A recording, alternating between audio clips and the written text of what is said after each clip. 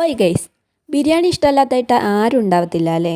ഒരുപക്ഷെ ഏറ്റവും കൂടുതൽ ആൾക്കാരുടെയും ഫേവറേറ്റ് ഫുഡും ബിരിയാണി തന്നെ ആയിരിക്കും. അപ്പം ഇന്ന് നമുക്കൊരു അടിപൊളി പൊരിച്ച കോഴി ബിരിയാണി ഉണ്ടാക്കിയാലോ?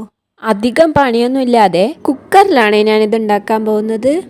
അപ്പം എൻ്റെ വീഡിയോസൊക്കെ ആദ്യമായിട്ട് കാണുന്നവരാണെങ്കിൽ ഒന്ന് സബ്സ്ക്രൈബ് ചെയ്തേക്കണേ. അപ്പം നമുക്ക് റെസിപ്പിയിലോട്ട് കിടക്കാം. അപ്പം ഞാനൊരു 500 ഗ്രാം ചിക്കൻ എടുത്ത് വെച്ചിട്ടുണ്ട്. ബിരിയാണി പീസായിട്ടാണ് കേട്ടോ ഇത് കട്ട് ചെയ്തെടുത്തിരിക്കുന്നത്. ആദ്യം നമുക്ക് ചിക്കൻ മാരിനേറ്റ് ചെയ്ത് വെക്കാം. അതിനായിട്ട് 1/4 ടേബിൾ സ്പൂൺ മഞ്ഞൾപ്പൊടി, 1.5 ടേബിൾ സ്പൂൺ മുളക് പൊടി. ഇത് ഞാൻ കാശ്മീരിയും നോർമൽ മുളക് പൊടി മിക്സ് ചെയ്തെടുത്തതാണ്. പിന്നെ ഒരു 1/2 ടേബിൾ സ്പൂൺ കുരുമുളക് പൊടി, ആവശ്യത്തിന് ഉപ്പ്, 2 ടേബിൾ സ്പൂൺ കോൺഫ്ലവർ പൊടിയും 2 ടേബിൾ സ്പൂൺ അരിപ്പൊടിയും, പിന്നെ 1 ടേബിൾ സ്പൂൺ വിനാഗിരി, പിന്നെ 1.5 ടേബിൾ സ്പൂണോളം ഇഞ്ചി വെളുത്തുള്ളി പേസ്റ്റും, ഇനി ഒരു 3 ടേബിൾ സ്പൂൺ തൈരും, 1/4 ടേബിൾ സ്പൂൺ പെരിഞ്ജീരകം കൂടി ചേർത്തിട്ട് നല്ല ഒന്ന് മിക്സ് ചെയ്തെടുക്കുക. ഇനി നമുക്ക് ഈ മസാലയൊക്കെ പിടിച്ച് നല്ല സെറ്റായി വരാനായിട്ട് ഈ ചിക്കനെ നമുക്ക് ഫ്രിഡ്ജിലോട്ട് മാറ്റാം.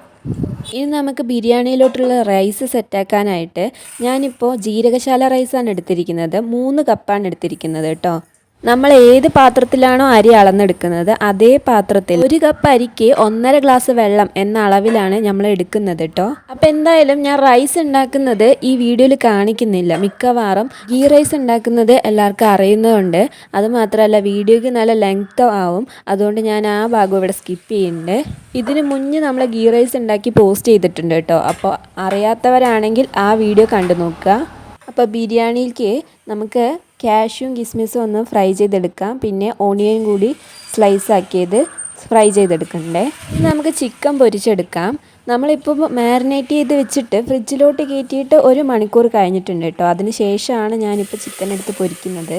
2 വശവും നല്ല രീതിയിൽ തന്നെ കളർ ചേഞ്ച് ആയിട്ട് നല്ല ഗോൾഡൻ ബ്രൗൺ കളറിൽ ചിക്കൻ പൊരിച്ചെടുക്കണം. ഇനി നമ്മൾ ഈ ചിക്കനെ ദം ചെയ്തെടുക്കുക മാത്രമാണ് ചെയ്യുന്നത്. അപ്പോൾ ഇപ്പം തന്നെ നല്ല ഫ്രൈ ചെയ്ത് വേവിക്കാൻ ശ്രദ്ധിക്കണേ. നമുക്ക് ബിരിയാണി മസാലയ്ക്കായിട്ട് ഞാൻ കുക്കർ എടുത്തിട്ടുണ്ട്. കുക്കറിലോട്ട് ഓൾ സ്പൈസസ് ഇട്ട് കൊടുക്കുന്നുണ്ട്. നമ്മൾ റൈസിലും സ്പൈസസ് ആഡ് ചെയ്തതുകൊണ്ട് ഇപ്പോൾ കുറച്ച് മാത്രം ഇട്ട് കൊടുക്കുന്നുള്ളൂ. ഇനി നമുക്ക് ഓണിയൻ കട്ട് ചെയ്തത് ചേർത്ത് കൊടുക്കാം.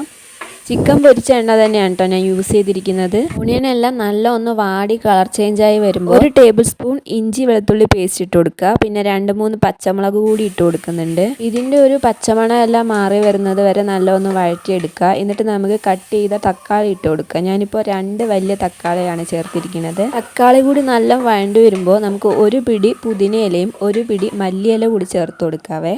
ഇനി നമുക്ക് ഇതിലോട്ട് മസാല പൊടികളൊക്കെ ആഡ് ചെയ്യാവേ. 1/2 ടേബിൾ സ്പൂൺ മുളക് പൊടിയും, 1/2 ടേബിൾ സ്പൂൺ ചിക്കൻ മസാല പൊടിയും, 1/4 ടേബിൾ സ്പൂൺ മല്ലിപ്പൊടി, ആവശ്യത്തിന് ഉപ്പ്, 1 ടേബിൾ സ്പൂണോളം ഗരം മസാല പൊടി കൂടി ചേർത്തിട്ട് നല്ല ഒന്ന് മിക്സ് ചെയ്ത് കൊടുക്കാം. ഗരം മസാല മാത്രമാണ് ഇപ്പം നമ്മൾ കൂടുതൽ ചേർക്കുന്നത്. നമുക്ക് 2 ടേബിൾ സ്പൂണോളം തൈരും 1 ടേബിൾ സ്പൂൺ ടൊമാറ്റോ സോസും 1/2 മുറി നാരങ്ങ കൂടി ചേർത്ത് കൊടുക്കാവേ.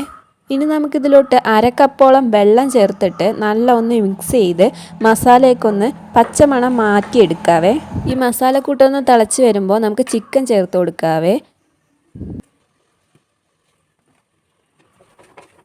ചിക്കൻ കൂടി ചേർത്ത് നല്ല ഒന്ന് മിക്സ് ചെയ്തിട്ട് ഒന്ന് തിളച്ച് വരുമ്പോഴത്തേക്ക് നമുക്ക് റൈസ് ചേർത്ത് കൊടുക്കാം.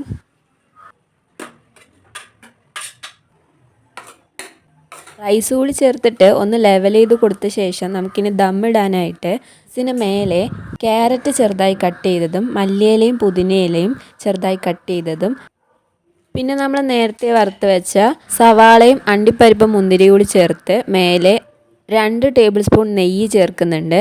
പിന്നെ കുറച്ച് ഒരു 2 നുള്ള് ഗരം മസാല കൂടി ചേർത്തിട്ട് നമുക്ക് കുക്കർ ക്ലോസ് ചെയ്യാം കേട്ടോ. ഇനി നമുക്കൊരു ലോ ഫ്ലെയിമിൽ ഒരു 10 മിനിറ്റ് ഒന്ന് ആവി കയറ്റി എടുക്കാം.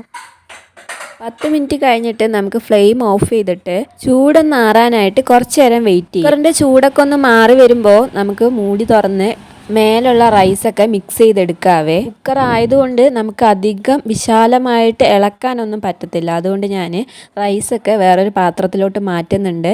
ഇനി നമുക്ക് അടിയത്തെ ഗ്രേവി മാത്രമായിട്ട് ഒന്ന് നല്ല മിക്സ് ചെയ്തിട്ട് കുറച്ച് റൈസിലോട്ട് മിക്സ് ചെയ്ത് എടുക്കാവേ. ഇപ്പോൾ ഒരു അടിപൊളി മണമാണ് കേട്ടോ ഇവിടെ. ദേ ഇപ്പോൾ നമ്മുടെ അടിപൊളി പൊരിച്ച കോഴി ബിരിയാണി റെഡി ആയിട്ടുണ്ട്. അപ്പോൾ എല്ലാവരും ഒന്ന് ട്രൈ ചെയ്ത് നോക്കണേ.